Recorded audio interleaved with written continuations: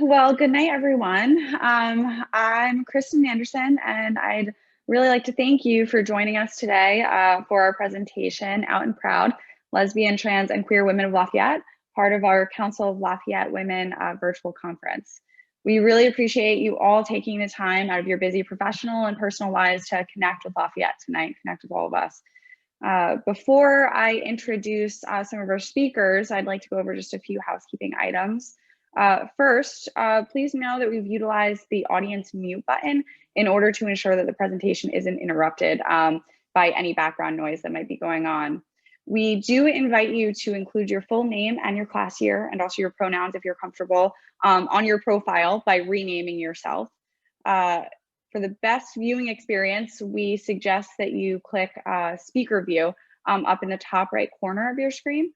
This will allow the current speaker to always be front and center on your screen. We also definitely welcome questions. We ask that you use the chat feature located at the bottom right of your screen to type in any that you might have. Once we kind of go through our panel, we'll have some time to go through some of those questions. And the last thing is that we want you to know that our presentation will be recorded so that it's going to be available to all of us and to the rest of the Lafayette community, so everybody will have access to it later. So with all of those pieces aside, I'm really excited to present the leader of our panel tonight, a professor who was absolutely instrumental in my education at Lafayette, and I'm sure for so many different people here tonight was too. Mary Armstrong is the Charles A. Dana Professor of Women's, Gender, and Sexuality Studies and English, and also chair of the Women, Gender, and Sexuality Studies program. It's funny, they've added that since just the sexuality studies. It's great to hear the new name of the department. Mary teaches and does research in queer studies, diversity in STEM fields, strategies for institutional change in higher education, and inclusive pedagogies. She teaches courses in Victorian literature, gender and STEM, and feminist theory, among others.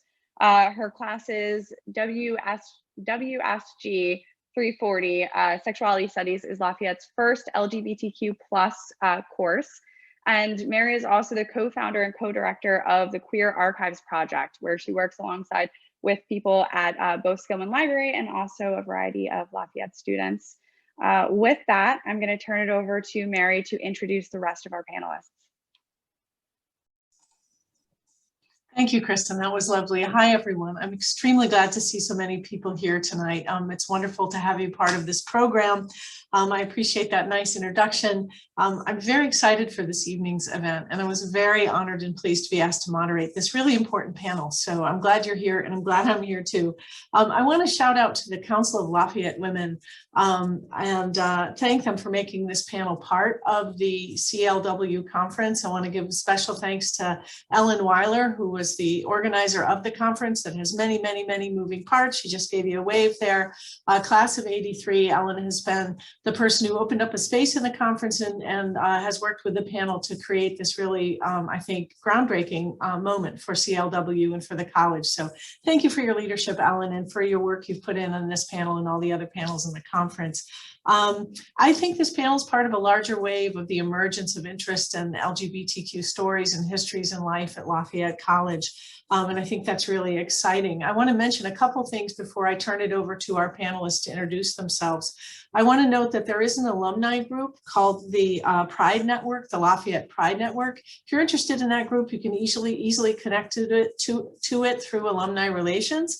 It connects LGBTQ alums and networks and supports that community and its allies. So if you're out there thinking, oh, I wish I could be part of more of this, you can. The other thing I'll mention is that Kristen very kindly brought up the Queer Archives Project. That is a project that is based on the oral histories of Lafayette alums. We have two sites that I'll encourage you to go see. One is queerarchivesproject.lafayette.edu, tells you all about the project.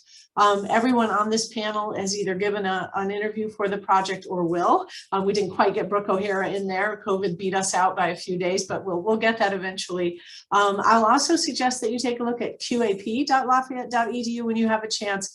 And that is 10 oral histories activities that are networked with items from the Lafayette archives. That features our most recent interview, Leah Wasatch, who's on the panel, class of 2016, and an alum by the name of Frank Herman, the class of 1959. And Frank is on the call. I saw his name. I wanted to shout out to him. I interviewed him when he came back for his 60th, that is correct, 6-0 reunion at Lafayette College. So from 1959 to 2016, and a lot of times in between, there's a lot of queer history at Lafayette College, a lot more to discover and a lot to talk about tonight. So the first thing I'm going to do is I'm going to hand this over to our panelists. They're going to give a short self-introduction. I'm going to begin with March Professor Emeritus of English, Professor Lynn Van Dyke, and ask her to go first. And then she can just pass the invisible Zoom mic to the next panelist just to say a few words about who you are. And then we'll get started with the questions. After the panelists have a chance to reflect on their queer history, personal, and the future of Lafayette for queer women, we're going to open this up to Kristen's questions. She's going to moderate the questions, so she'll be keeping track of the Q&A. So you'll have a chance to participate as audience members. So listen carefully. There is no test, but definitely you want to ask some questions. So I'll pass it over to Lynn.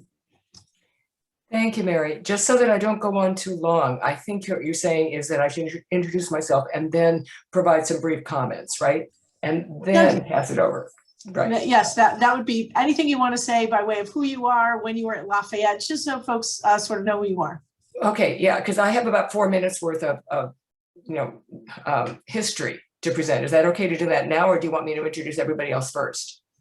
We're just going to do the short introductions first. Good. Okay. Thank you. Thank you very much. Yeah. You give me the microphone and I just run with it. So yeah, I'm Lynn Van Dyke. My formal full name is Carolyn Van Dyke, and I came to Lafayette in 1980. I retired officially at the end of 2014. I taught mostly English, but also computer science and women's studies. Brooke?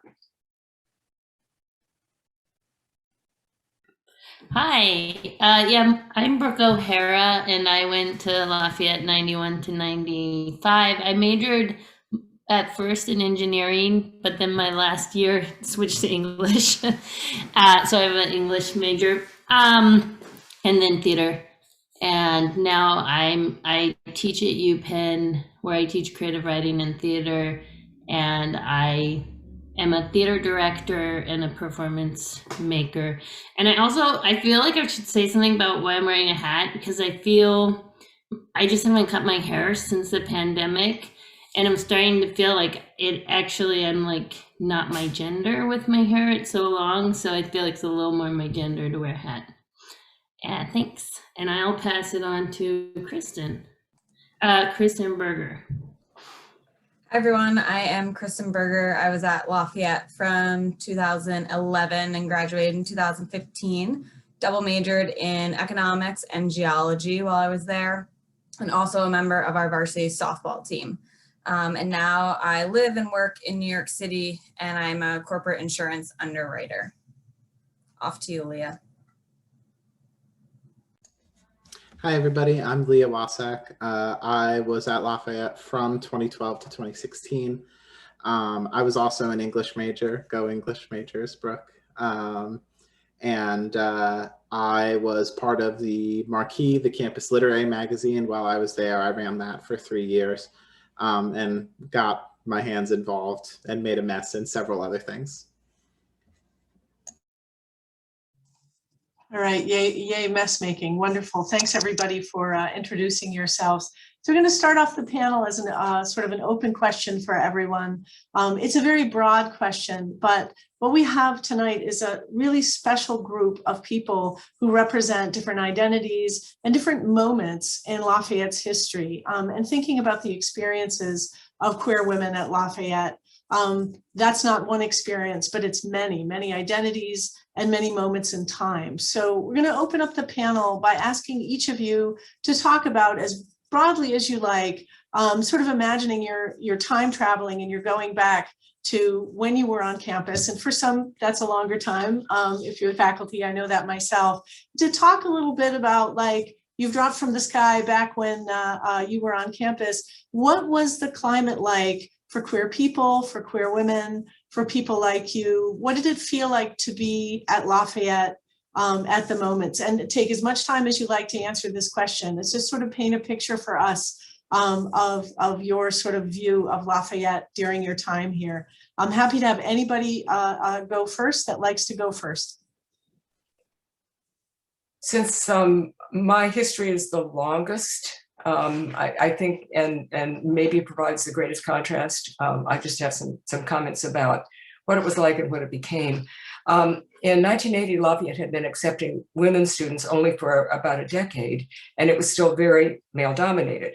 There were only about a dozen or so female faculty because we were told it was natural that an all-male school would have almost no female instructors.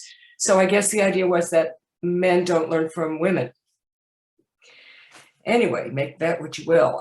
As offensive as they were, those assumptions were also protective in a certain way, you know, because they were like insulation against overt homophobia. So to be queer at Lafayette back then didn't mean to be LGBTQ. It meant to be not white and or female. So, but that insulation was obviously also a cloak of invisibility, a kind of a ready-made closet.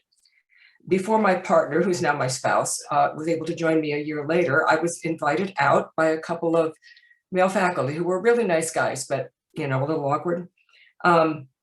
Then the housing administrator offered me only a small one-room apartment because, one-bedroom apartment, sorry, because the larger ones were reserved for faculty who came with their families. Okay, so the other thing about this sort of pre-established closet was that I did not really reach out to female students or gay students.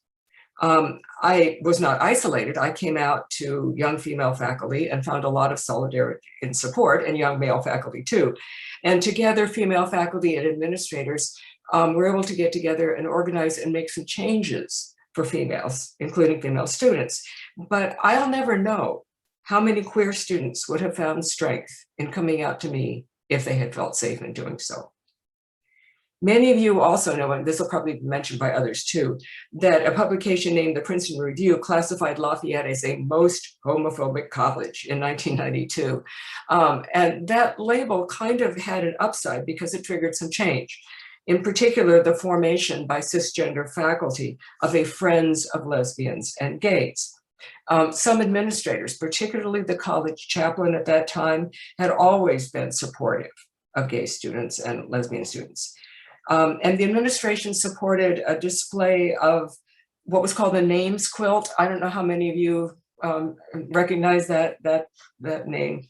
This was in 1984. It was a sort of infinitely expandable craft project to commemorate those who had been affected by the AIDS epidemic.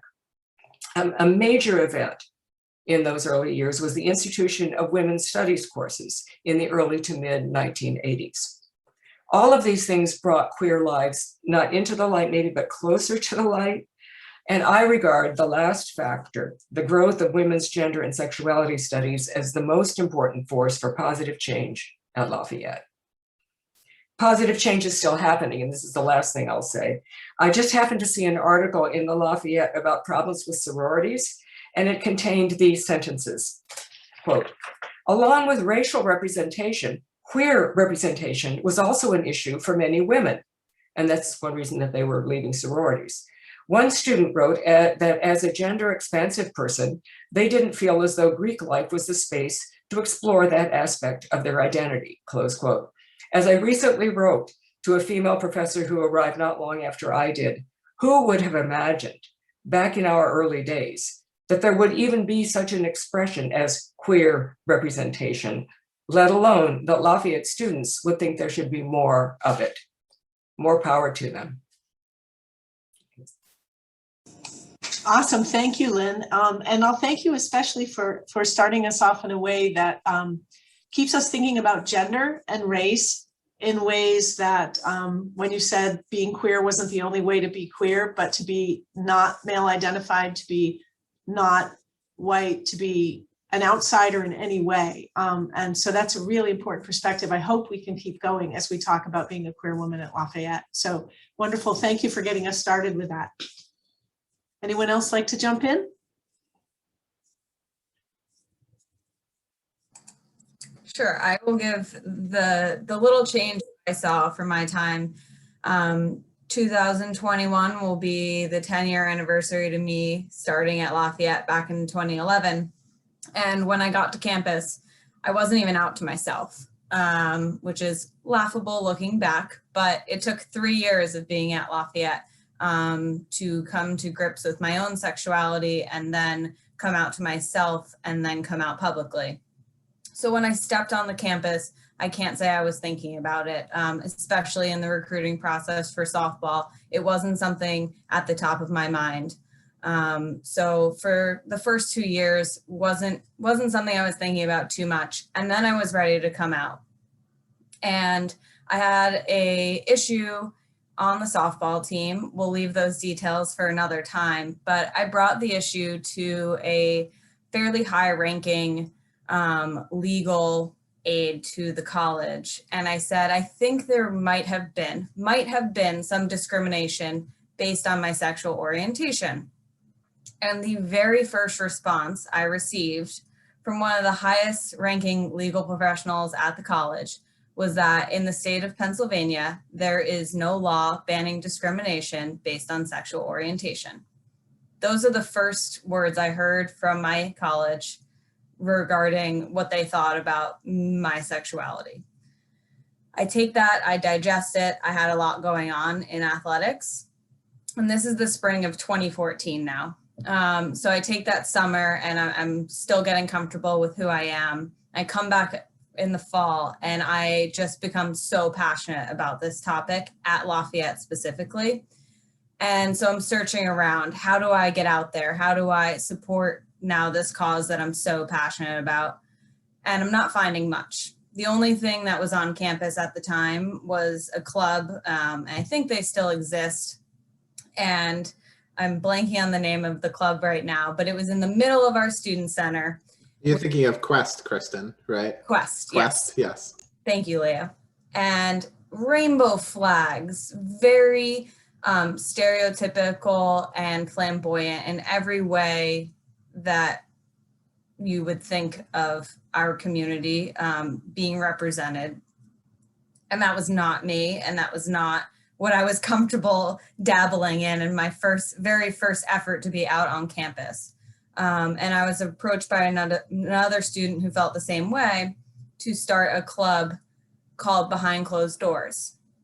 And the purpose of this club was to create a safe space for anyone on campus who was questioning their sexual orientation, gender identity, anything that fell within our community. We wanted to create a safe space. So myself and Stacey Ann Pearson created this club. We met every week. We started out with 4 members, and we went so far as to, you had to contact us for where the meeting would be held. And then we changed the meeting location every single week so that no one knew where we were meeting or who's that group meeting, at the top of Farranon or wherever we were, because privacy and respecting people's decisions to come out or not come out on their own timeline was of utmost importance to us. So I got running, started that in the fall of 2014. So this is the fall of my senior year. And then I turned to address what I was seeing in athletics. And basically the last thing I'll say is what I was seeing was absolute silence around this topic, around anything that had to do with our community. So I hit the ground running there, laying the groundwork for what is now every single team is part of Athlete Ally, which take a pledge to say, if you can play, you can play. We don't care who you love. We don't care how you identify. If you can play and better our team, we respect you and we want you there with us. We didn't have an Athlete Ally club at the time, and now 22 out of 23 of our athletic teams have signed on to this pledge. So it's a pretty big transition in such a short amount of time. Fantastic. Thank you, Kristen. And my footnote to Kristen's a wonderful contribution will be that Athlete Ally thrives on because of her leadership. And in fact, we'll have a major event in April. And just contacted me and asked for a bunch of readings. So they're going strong. So a huge shout out there for that. Brooke or Leah?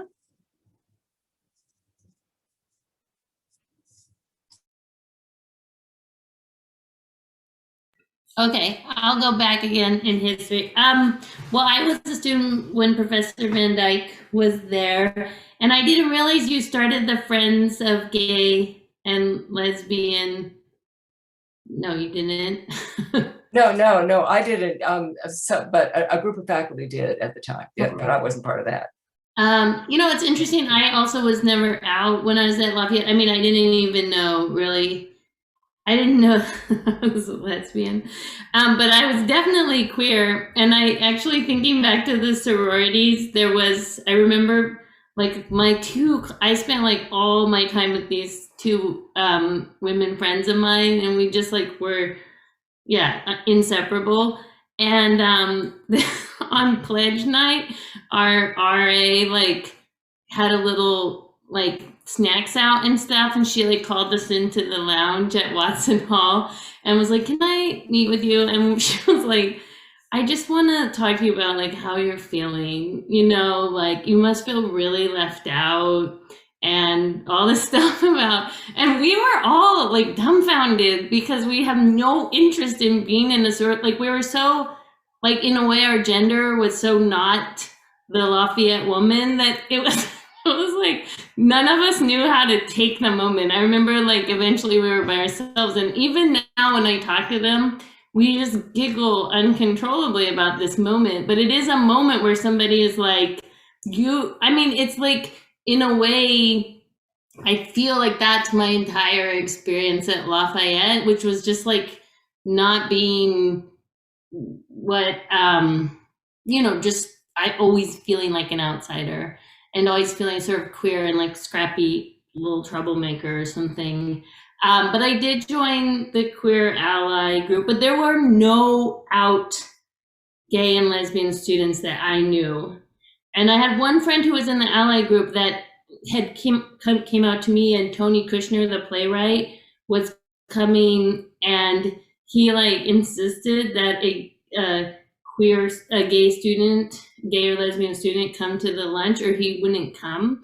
So I had to like coerce my friend to like come out enough to be out at the lunch, because I was like, we have to eat lunch with Tony Kushner. But I remember the quilts, it was a moment, there were so many things. It was a very conservative school for me. I came from Oregon. We also ran this newspaper where it was called The Toilet Paper, and it was also kind of provocative, troublemaking paper. And we made this advertisement, maybe like Gay Pride or Coming Out Day, and it said like, if you are an ally or you support gay people, wear jeans. And it was like the students that day didn't wear jeans. Like it was that extreme. It felt so extreme to me. And I remember walking with my friend and this friend of mine who did the paper, and this guy just like coming up and kind of shoving him and saying, "Who do you think you are? Who do you think you're making this all be gay or something?" I remember his like total aggression towards us because of this thing about the jeans. Like I was like, this is, so that was my original experience. But because I wasn't out even to myself, but clearly something was going on, I was really still traumatized by the homophobia. So I was obviously out to myself in some level, right? But that was my experience. I could go on, but I'm done. We'll ask for more details as you wish to provide them, for sure, but thank you very much. Leah, first round wrap up? Yeah, so my experience at Lafayette had a lot to do with me identifying as trans. So I came in 2012. I was assigned male at birth, and my experience in my early years of Lafayette like had a lot to do with that, like with the friendships I made, with what I did, with what I pursued. And I was not out to myself at all at that point. And what was really weird is that, like, I feel like I wound up at LAF in the middle of a very kind of bizarre turning point in regards to public awareness about trans people. So like 2015 was really like the flashpoint year. That was the year that Caitlyn Jenner's interview came out, and Caitlyn Jenner is terrible. I hate her, but in terms of the overall like awareness of trans people in America, that was like a huge deal. Laverne Cox became really, really popular. And now we have people like Elliot Page, like, who is just an icon. So, and before then, I remember, like, I didn't even know what being trans meant, like what it was. And it took really until my junior year when I learned about it for the first time, to realize that that was so obviously what I was. And after a period of like a lot of depression and other stuff, and salvaging old theses from Professor Van Dyke's office as she was cleaning it out about trans people, and telling her that I just wanted it because it looked interesting, I did eventually come out. And it was in my junior year, it was 2015, and everyone was sort of suddenly like, there was, as I could feel, like, just no kind of, everyone was like, what is that? Like, I don't even know what that is. And in 2015, it seemed like there was suddenly a huge conversation about it. So I wasn't on hormones yet. I was out publicly in 2015. Everyone's talking about trans people, and I'm there. And so I'm like, well, I guess I'll talk to you about it. I wound up doing like a lot of, there were talks on campus that I like showed up to like talk about experiences. And I guess I would say that I feel like the key thing about my experience that I'm happy about and grateful for, that I feel like is different from what like Professor Van Dyke and Brooke and Kristen have described, is that I do generally feel like people were very curious to learn in a way that wasn't stigmatizing, I suppose. And at the same time, there was something really isolating about the feeling of like just ignorance, like just that people don't even know like what it is. And now, you know, like it's become very common that most people, I would say, who know at least a little bit about LGBT issues know about it, which is great. And I'm thankful for that. I also want to say that Kristen and Stacey's, and I'll talk about this more later, behind closed doors was instrumental in me coming out to myself, and it never would have happened without them. So that was like a thing that shows like queer people helping queer people, and that's really beautiful. That's what I'll say for now. That is beautiful. Thanks all of you for those absolutely wonderful answers. So the question that I asked is sort of putting yourself in history, I think gives us a really, I think, quite moving and profound sense of how different it would be to be a queer woman at different periods of Lafayette history, right? And it seems an obvious thing to say, but just sort of judging, you know, just putting one narrative next to the other, because we can really feel how good change has happened, and maybe we have a ways to go. So as a panel, right, we talked a little bit before this this evening about how there might be some other stories that people would like to share. So everybody's kind of framed their moment, right, from a very scary, I'm thinking of Brooke's 1995 graduate. She was here at the moment that Lynn Van Dyke sort of mentioned as the moment where Lafayette, quote unquote, won most homophobic institution, to places where you see change makers like Kristen and people who are living that and making that change like Leah. And so they're very, very different. But we talked about having some other stories. So I'm going to ask the panel, it's always weird to do a panel on Zoom, but other stories that you want to share about your time on campus. I know some of you have done Queer Archives Projects interviews and told lots of stories. Are there other sort of things before we leave the moment that you were in that you want to share about being a queer woman at Lafayette, including being a woman at Lafayette, right? Because we're trying to fold in all these identities. So I'll open that up to you if there's more stories to share. Can I go? You sure can. So I did say that I feel like people were curious to learn, but there's also downsides that come with that. So definitely the hardest time I ever had on campus. I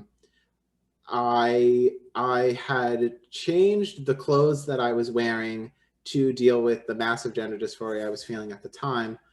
And I remember I went to study in Skillman Library one day. And I was wearing like a terrible like dollar store dress that I like loved. And so I was in the library, and this guy came up to me and initiated conversation, and I never met him before, and he said like, "Oh, so like, are you excuse me, can I ask like, why are you wearing a dress?" And I was like, well, I didn't actually really know how to answer. I kind of stuttered, and I was like, well, I'm wearing it because I'm wearing it. And he said, oh, like just because, or, and I said, well, I mean, it's like who I am. It's like what I like to do. And he was like, oh, okay. I was confused because like, is it a science experiment? And he went on to say like he knew that like some psych professors would like do stuff where they have students do things in public and see how people react. And I was like, no, it isn't science. It's just what I do.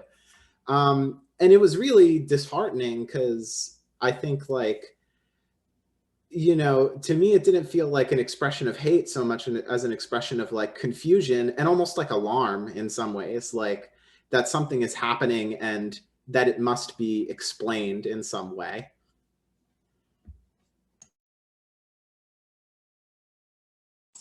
Oh, that's powerful. Thank you, Leah. Thanks for sharing that. Anybody else? Another story or moment? I have one moment, and we kind of touched on, or Leah touched on, how when she was on campus and everything sort of seemed like it was starting to shift. And I saw that too. And that wasn't just at Lafayette. That was in the greater public in general. And in 2014, I use sports for most of my stories because that is my passion in life. But Michael Sam came out. He was a Missouri football player. And this was breaking news. This was everywhere on ESPN because if you'll realize, there's not one out male player in a major sports league in the United States. Same isn't true for women's sports, which is a whole other conversation. But when Michael Sam came out, the Lafayette newspaper ran a story, and I can still remember the headline because I think I wrote a paper for Professor Armstrong's class about this. And the picture on top of the article was a Lafayette football player, and instead of a face in the mask, it was just a question mark. And the headline was something like, could there be a gay athlete at Lafayette? A little background on Lafayette. When I was there, I was a Lafayette ambassador. So I gave tours and I had all sorts of fun facts. We had about 2,500 students, and 25% of us were student athletes. I'm just gonna go on some statistics and say, yes, I think there could be one or two gay athletes. So anyways, I was a captain of the softball team at the time, and the reporter who was writing this story asked me for an interview. I sit down with him at the Starbucks in our Skillman library, just windows everywhere. The whole building is just windows. And I didn't really know what I was sitting down to talk with him about completely. And this was prior to me being out to my team, out to my friends, out to my family. And so he sits down and he just asks what I would say to a player. Well, first he asked, I think, do you think there could be a gay athlete at Lafayette? And I can just feel my face getting red and I just start sweating. And then he asked what I would say to one of my teammates if they wanted to come out. And in that moment, just the absolute physical reaction I was having of being, I mean, just shaking at that point, because part of me was, is this a good way to come out? Should I just tell them now? Would my teammates be mad? All of these thoughts are running through my head in the, 5 seconds he wanted an answer. And then the next week, the story runs. And the week after that, we have our first athlete. It was a male tennis player, Gavin Studner, who came out. So at the time on campus, and this was up to my senior year, there were 2, me being the second, out athletes on campus. And I think that those statistics right there are very powerful. Thank you, Kristen. That's amazing. Could there be a gay athlete at Lafayette? Right. The data says, oh yeah, but the culture says, oh gee, I'm not sure. Right. So that's an incredibly powerful story. Lynn or Brooke, no pressure. Anything to jump in on? That's totally fine. So one thing that's been striking me is going to lead to my next question for this panel. And we will move to questions from the audience. So I hope you're thinking of yours. Everybody is saying to some degree, and I'll tell a quick story. When I identify as a queer woman, and when I came to Lafayette for an interview in 2009, I interviewed for my job in the spring of 2009, and I arrived in the fall of 2009. I was getting a tour of the campus, and everywhere I went in 2009, Farranon and Markle, and they took me everywhere. I just couldn't seem to find, was it the Women's Center, where the LGBTQ Center? Like, I just couldn't seem to find, like, where was it? So finally I gave up, and I asked a member of the search committee, could you tell me where the LGBTQ women's gender, like where's and the whole committee just got this terrible look on their face, and their heads all went like this. And then I realized there was nothing in 2009 on the campus at all. There was nothing. There was no space for LGBTQ people, for queer people, for any kind of gender, for anything at all. It was just a place without a space for students like that, right? And so naturally I thought, I have to come here immediately, right? Because we have to make trouble at this place. But it was a place excited to make that trouble, which I'll give Lafayette a shout out for that. And Lynn was on my search committee. Thanks, Lynn. But without a doubt, right, a moment where I thought, oh, it's 1982. But no, it was 2009. And there were literally no student spaces. So sometimes those kinds of stories work as metaphors, right? If you think there's no place for somebody like you, there's no place for somebody like you, like literally no space, no place. So I've been always so struck by that as a metaphor for thinking about, here's a place that has no space that to exist in. So that story is sort of my lead off to my question about what it means to grow up and figure out you are fill in the blank, because a lot of the panelists today have mentioned you don't show up at college totally developed. You go to college to develop. And that's the magic of a place like Lafayette, right? Is it helps you grow into your full personhood. And what I'm really feeling in this sort of conversation is there was no space to become the person you really were, but there was a lot of pressure to hide that person, or to pretend not to be that person, or to be scared to be that person as you were figuring out that was you, which is a really kind of terrible thing, right? To imagine sort of putting somebody under a basket, even as their light is starting to shine. And so I'm thinking about all the stories of, I didn't know I was until I came, but I couldn't admit it because it was so scary to be that thing.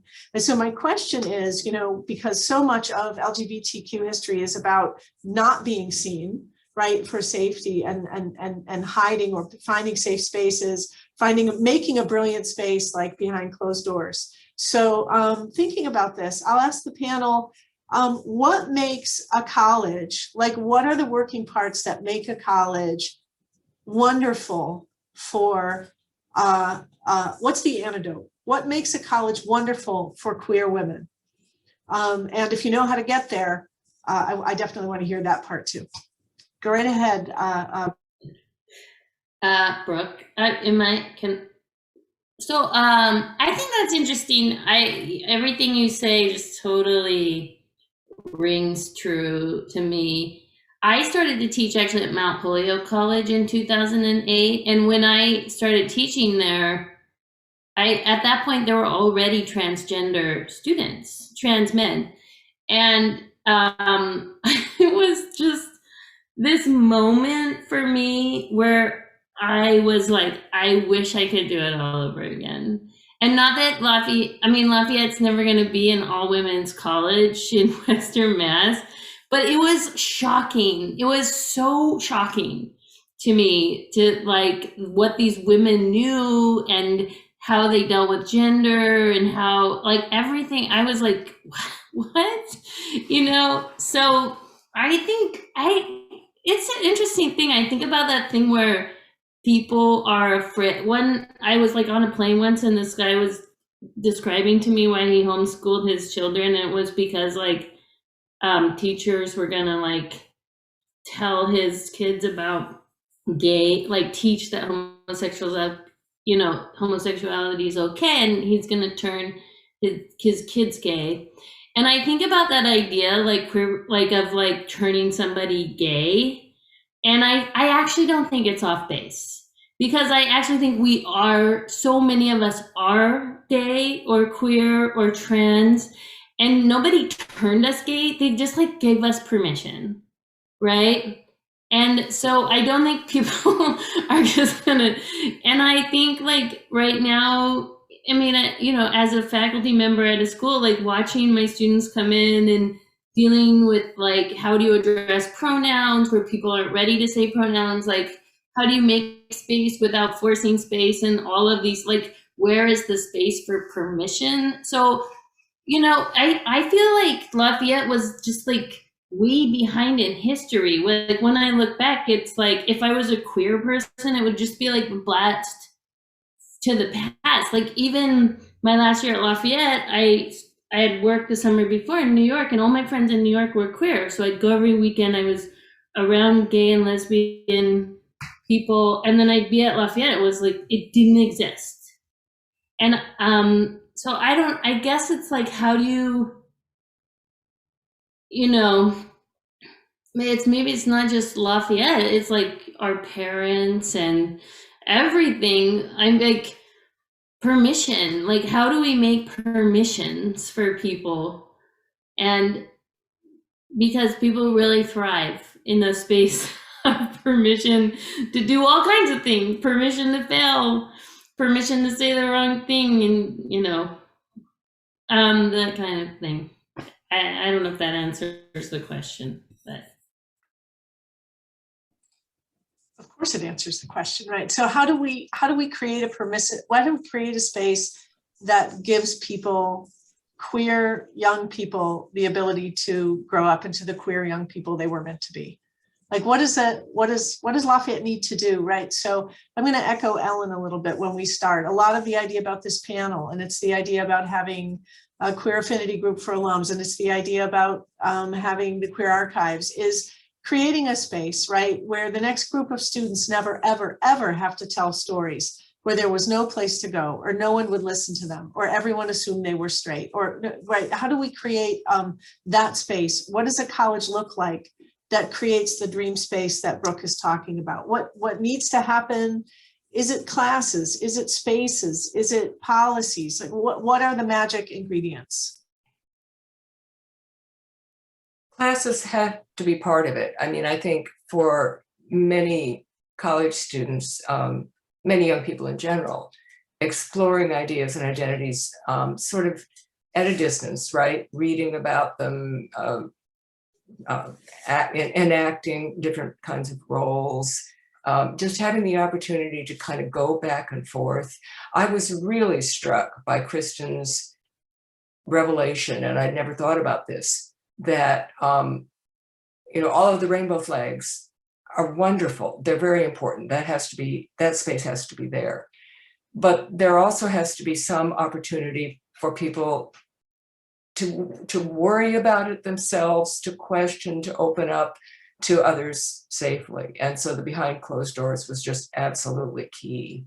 I don't know how an institution creates that kind of breadth of questioning. I think to a certain degree, the students do it themselves, and they've been doing it. But I do think hiring, I think faculty, like, you know, having faculty like POC faculty, having queer faculty, having trans faculty, having native, like I feel it's, you know, as a person who is in a school, in a very large school, I still feel like the students, there's a handful of queer faculty that the students all have to come to. And I'm like, wait, there's not enough. There's just not enough queer faculty. There's just not enough. And, you know, and that's a radical change that has to happen. And there's so many biases that have to be intervened with to get there. But I do think when you go to college, because you're sort of moving into this world, you really, faculty kind of show you who it's possible to be on some level. I just want to add oh, sorry, you can go, Kristen. No, you go ahead, Leah. I just want to add that I agree faculty are really instrumental. I feel like it would have taken me longer to come out if I wasn't an English major. And I say that because I learned about Judith Butler, you know, like I learned about like the things people have been doing and studying when it comes to gender. And that was really helpful for dislodging this, you know, these assumptions into my brain. And that starts with faculty choosing to teach what they're going to teach. I also think that a healthy queer community that gives people space to experiment and to learn and to grow has to have a healthy queer discourse. And I think that means that there's like a critical mass of enough where there's a sub community, like what you're saying, Brooke, about where it's identifiable, I think. I think that when there's not enough queer people, that things get stuck in a very one-on-one type sense. Like we're constantly burdened with the idea of having to explain the basics to other people. And I've explained the basics to people enough that I want to talk about the advanced stuff. Like, what's the weird stuff? What's queer magnetism? Like, is it even real? Like, who cares? Like, there's so much richness to the queer experience that doesn't get explored because there's a way in which our entire society is still on, well, what is that? Even for, you know, for gay and lesbian people, for trans people, bi people, asexual people, you know, like I would love to talk about transgender lesbianism as a transgender lesbian, but I think the first thing some people think is, wow, is that legal? Can you do that? Like, and I think that I would want to see the knowledge about queer people so integrated and so known that we're past that. The last thing I'll add is kind of back to Brooke's permission point and what gives permission. And to me, the answer to that is, again, what Leah was saying with its visibility. And that of course comes with our faculty. And to me, it would have helped hugely if some of the coaches in the athletic department who I knew were gay were out. If you look at the bios of all of our male coaches, it'll tell you that they reside in Easton, Pennsylvania with their 2.5 kids and their wife and their dog. You look at the bio of most of our female coaches, if they are queer, you don't get that they, or you didn't when I was there, you didn't get that they resided in Easton with their partner and their kids. So that just wasn't part of the conversation, and the visibility matters because I mean, we hear this all the time. If you can see it, you can see your future, you can see that it's okay.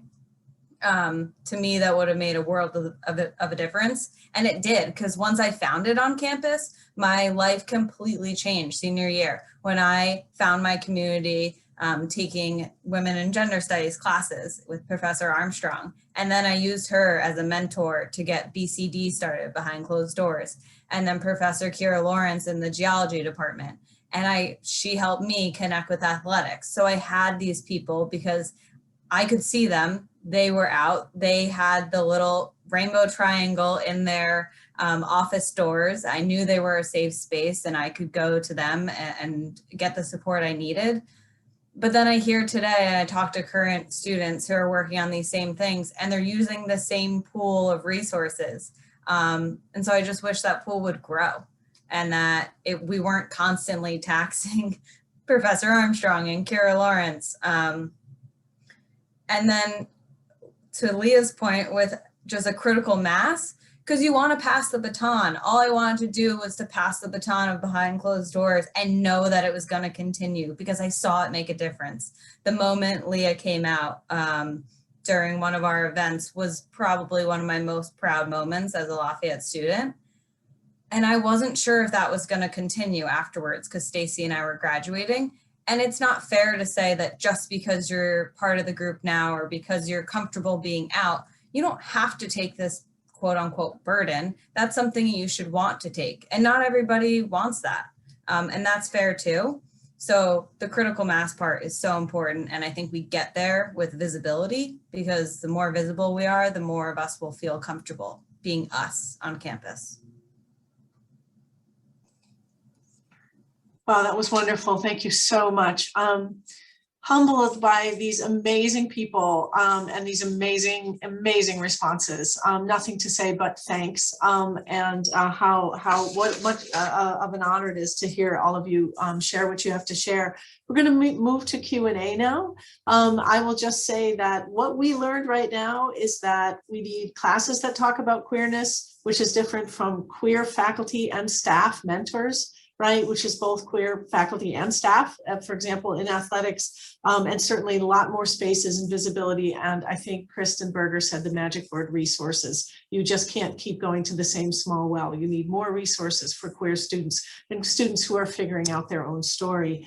Okay, so I'm going to pass it over to Kristen Anderson, and she's going to manage some questions and answers. We won't go too long, but we want to have a chance to have some of those questions and answers. I will, for the last time, before I hand it back to her, thank the panel from the bottom of my heart, thank Ellen too, and also say, let's say you're interested in behind closed doors, you're interested in learning more about Athlete Ally, you'd like to learn more about when the AIDS quilt came to Lafayette, you'd like to read the stories of 3 of our 4 panelists and Brooke soon, go to qap.lafayette.edu and you can literally see those archival objects thanks to the Lafayette Libraries and WGSS. So if you want to learn about this history, don't think it's just tonight.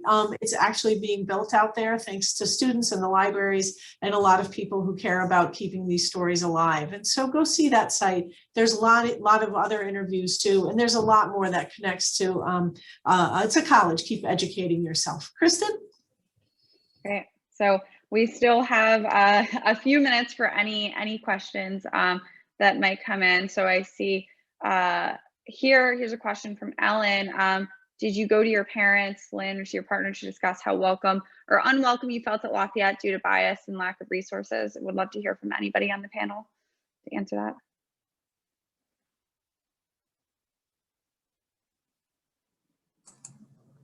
I guess you'd have to be out to your family to use your family as a resource. No, because I wasn't out to them. And you have to remember, when you're a college student, you're probably, I mean, for me, I was the most disconnected I'd ever been, and away from family and figuring myself out. So I was pretty ingrained, like the Hill was my community, 24/7. Those were the resources that I had at that time. Yeah, I would say also just no. And I think largely that has to do with the fact that, yeah, Lafayette is both you have to be out to your parents, echo that. And also that there's, the fact that it is a college where people live there. I work for a community college right now, and so it's commuter students. And there's a very different dynamic to how insular the community can become at times because of that. Great. My brother is also gay, and he also went to Lafayette, and he went 2 years, he was 2 years behind me. And my mother called me, I'd moved to Japan after Lafayette, and she called me in the middle of the night. It's like, I think your brother's gay. I was like the middle of the night because it was Japan, and it was like 3 a.m. And at that moment, I was just like, I had such a panic attack because that was the moment I really realized I was gay. Even though I was like doing gay things, it was like having my mother call me and like in a panic that my brother, who was at Lafayette doing something, was like gay. So definitely not. But even I had a brother who is gay who was at Lafayette for me, and we didn't even have each other's support because we didn't know, because there was no space to be that. Well, this has been so wonderful. I want to be mindful of everyone's time. I did have some more questions come in. I don't know if any of the panelists are able to stick around a little bit after we wrap up in case anybody does have any extra questions. But on behalf of the Council of Lafayette Women, I just wanted to thank everybody again, everybody for joining us, and especially for our panelists and our moderator. This has been just such a wonderful event. Just a reminder, we still have a few Council of Lafayette Women events that you can visit. I'll make sure to put the link in the chat if you'd like to still register for any of those other events. But like we said, we'll stick around a little bit. Also, you're going to be getting a feedback form. Please share any feedback that you might have to help improve any sessions moving forward. But besides that, thank you all so much for coming, and I hope you all have a wonderful evening. Thank you to everyone. Thank you, Kristen, the Council of Lafayette Women, Ellen. Thank you to Mary, to Lynn, to Brooke, Kristen, and Leah, and to everyone who spent the evening with us. Please check out leopardlink.lafayette.edu for the rest of the Council of Lafayette Women programming for the rest of the week. And be well. Thank you for this evening. Thank you. Thanks for coming, everyone. Thanks for hosting. Thanks for leading us. Thanks for leading us. It's so nice to see you, Professor Van Dyke, and it's nice to meet you too. Yeah, it's great to see you. Yeah. I want to shout out to Professor Van Dyke. You were my counselor at school. This is Mary Klepecki. It's great to see Mary, you. hi. How are you? I'm well. How are you doing? Good, thank you. Yeah, I can't even. Oh, there you are. Yeah. Oh gosh, you look wonderful. Oh, yeah, thank you. Likewise. So, where do you live? I live in Great Falls, Virginia. Okay. Oh, okay. Great. Yeah. So my spouse is from Virginia. She grew up in Charlottesville, so we go down there really often. Oh, nice. Well, yeah. we should have a drink sometime when you're passing through. Yeah. Yeah. Thanks. And Kristen, I was on the softball team, so I have old time softball memories. So it's nice to hear from you. That's great to hear. We'll have to connect at an alumni event. They seem to be picking up in the past couple of years with the coach, so it's great to see. That would be great. Yeah. Wow. I just want to thank everyone. Really great. And I personally, I have like 20 more questions. So I would, if anybody has questions, please stay on and ask, because, you know, I can tell a little story real fast. There was a gentleman there, and I'm not going to say his name I don't know him now, but it's not important what his name was. But he lived across from my boyfriend in Easton Hall, and he ended up not coming back. I don't know if it was for his junior or senior year. And me being naive and not having any knowledge, I just thought he dressed well and wore a lot of pink and green, not knowing he was gay. And I found out he had been really bullied by a lot of the men at Lafayette. And, when I think back on it, I think of how sad it was, because it was very accepted back in, 1979, 1982. You're heterosexual, you go to Lafayette, and if you're homosexual, you don't go to Lafayette. And it's really sad to think that this person left because of the bullying by a very testosterone driven male environment, and that there was no acceptance at all. And, you know, we need to get to a point where people are just, you know, a little more gentle in their approach. And even if they don't understand something, to find out more about it instead of being ignorant about it. And I know with, we have a transgendered person in my family now, and it's brought about a lot of awareness for us. And I just think it's a great thing. I think when it comes into your personal space, you connect to being more empathetic, more sympathetic, and more understanding than if you keep it at arm's length. So I think, you know.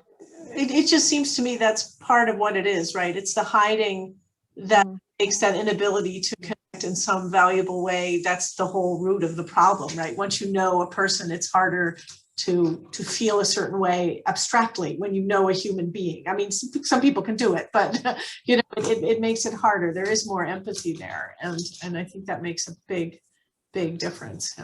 Yeah. I actually did get I got two different private questions too that might be good if the panel still have time to maybe touch on some of this. But somebody shared that that their daughter is in high school and she came out as bisexual her freshman year. She's applying to colleges and will say, I want to go somewhere where I'm not hate crimed. She's focused on schools on the coasts. What should we be looking for in a college, which is just a horrible thing to even that any high school student is thinking that. But if you guys have any thoughts on that or any advice for this question.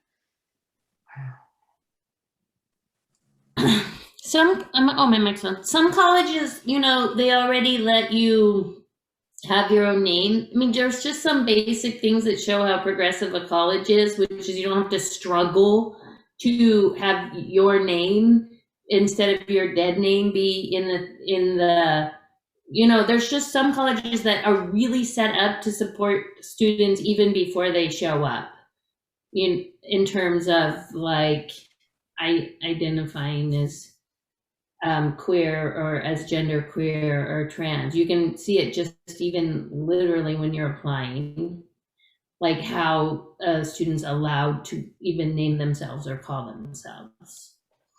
That's one thing I would say. Anyone else? Yeah, absolutely. You go, Kristen. Absolutely. Like just down to the paperwork. This is anecdotal, but I was going through getting married a couple of years ago, and people who would know it was two women getting married, every single form would be bride and groom. Even after the fact, you're sending me something knowing you've met us. We've already signed the contract. We've probably given you thousands of dollars at this point, and you're still sending me something that says bride and groom. Which I think just that, and that's Brooke's point right there. That's down to the paperwork. And then on the personal side of things, something I would, you know, want for my kid is to take them to campus and actually sit there for a day and really just let them observe and see how they feel. Because I think, like for me, I can feel when I feel comfortable in a space, if I'm going to be accepted or not. And you're not always right, just based on, you know, one day. But it is really important to just kind of see how you're actually feeling when you're around, and the quote unquote vibes that you just get from being around people who go there. And just to add, I'm thinking about Mary Armstrong's story. Is there an LGBT center? Is there a WGS center or program? Is it well developed? How long has it been around? That's a really strong marker that there's someone who cares strong enough and has enough power to do something about it. And I think it's really easy to confuse intent with reality, right? So if everybody in admissions is wearing a rainbow pin, it's meaningless. It might mean that it's a great place for queer people, and it might mean that admissions are really full of nice people. Those are two different things, right? So you have to be careful of the rainbow flag trap, I think, to some degree, right? Because anybody can fly one, but that does not a culture make, and people confuse the two. Mary, I would second that with also, though, having the safe space on on faculty doors. So a flag might mean nothing, but that safe space, I think, was very strong symbolically when it started. What was 15 years ago, something like that, roughly. Yeah, that's a good point. That's a really good point. Yeah, also you could just ask your tour guide and see, or ask anyone on campus what the LGBTQ community is like on campus. Do they have a good answer, or are they going to stumble through it and get embarrassed and not know what to say? I think that's pretty telling.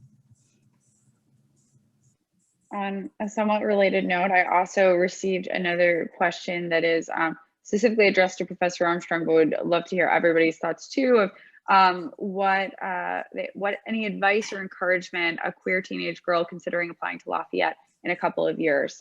Any advice or encouragement for a girl like that?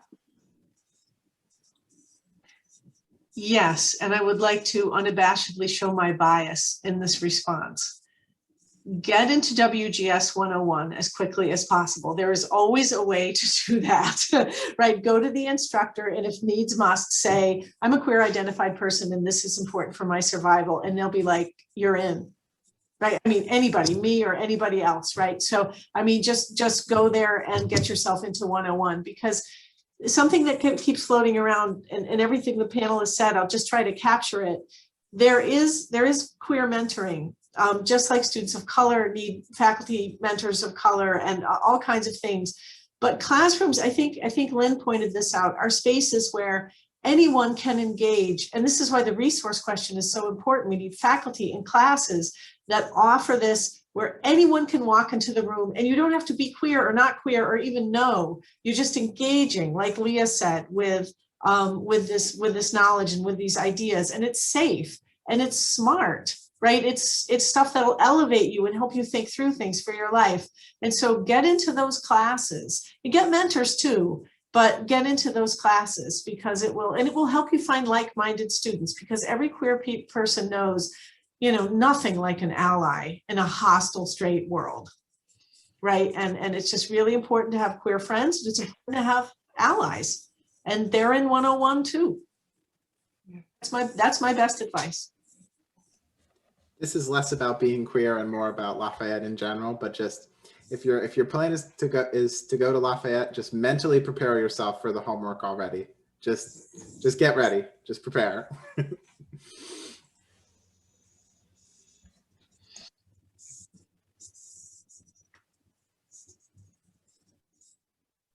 I think that we got one more question too, although I think Professor Armstrong touched on this before about the Pride Network, but listening to this group share their stories causes me to think about the ability to connect with other LGBTQ alumni. It'd be a great resource for current students. Is there any program making that connection? I'm also thinking making a video of this program available to current students would be very helpful.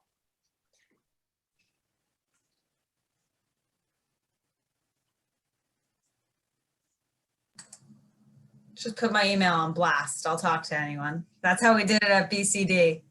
We just put our emails out there and you'd be surprised how many people reach out. But no, whatever way we can connect with current students, I absolutely love that. So if anyone has any ideas or there's stuff already out there, please sign me up.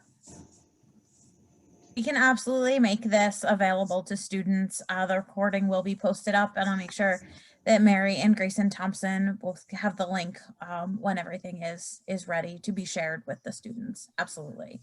Thank you, Mary. That's a great idea. I think being in contact with people is just incredibly, it's just incredibly important. And it's so easy to underestimate or to believe that queer kids have resources, and some of them are so isolated and so afraid.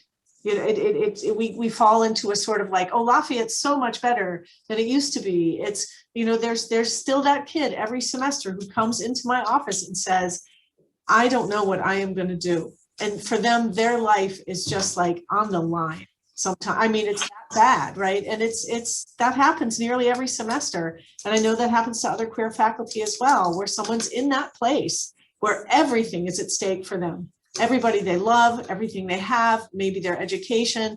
They think they're going to lose it all if they become their best selves. And that is a terrible thing to see in a 19-year-old, in any person, but in a young person, it's really, it's especially bad, right? So getting the word out that, hey, we're here, we'll talk, the alums will talk, Kristen will talk, I'll talk, because they just need to know that there's an adult life out there where you can be okay. Sometimes it's that simple. They just need to hear a person say that. And they're not hearing anybody say it. Yeah, I agree with Mary. I mean, I've gotten to a point as a queer faculty member that I'm just so extremely out. And whenever I just teach so much queer stuff, like I just try to make queerness so normal, like the norm. And maybe, again, that's back to like turning my kids norm, but I feel like it's life and death, actually. I can't identify those students, but they eventually come to you. And this semester, it's a grad student at Wharton Business School who is just like it took till then. So I do think if you have any ability in any of your positions in the world, even if you're not a queer person, just to make queerness as normal and everyday and as something as possible, it's really meaningful to everybody, kind of. Even parents who have queer kids, they need that too. Yeah, just making it unremarkable. I think Brooke makes a wonderful point. Mary's asking a great question in the chat about supporting LGBTQ students through giving and stuff. And then just thank you for bringing that up. Support for Quest is always important. And Lynn put in that the Queer Archives Project, we work with students who work on the project and help build it. And they're from all kinds of different classes. And that does help a lot of queer identified students work on queer projects at the school. And that's been going for a couple of years. You can donate to a prize as well, embarrassingly called the Armstrong Prize, which I want to say was funded by Stephen Parahus, who's an alum who graduated in the 80s. And Stephen is magnificent and enormously appreciated supporter of queer life at Lafayette. And he funded that prize, and it goes to students working in LGBTQ studies. And I have to tell you, my friends on this call, I told this to a student that there was a prize in LGBTQ studies, and this student literally went, like their head literally went like, oh my God, that's a thing? Like you could do well in that, like you could get money for being like, it's like, yes, you can. They pay you for being brilliant and queer, I mean, it's incredible, but that prize alone has blown students' minds. I mean, because of course, when they're like, oh, of course, right, LGBTQ studies, but there's something about somebody giving you something, right, for working in that just seems magical. So there's lots of things, and Arlena DiNardo, but it's being put to good use. As Kristen said, those resources are so important. The college needs to step up too. The college really needs to step up. We could use about 3 new faculty in WGSS, so there's that. There's lots. There's lots.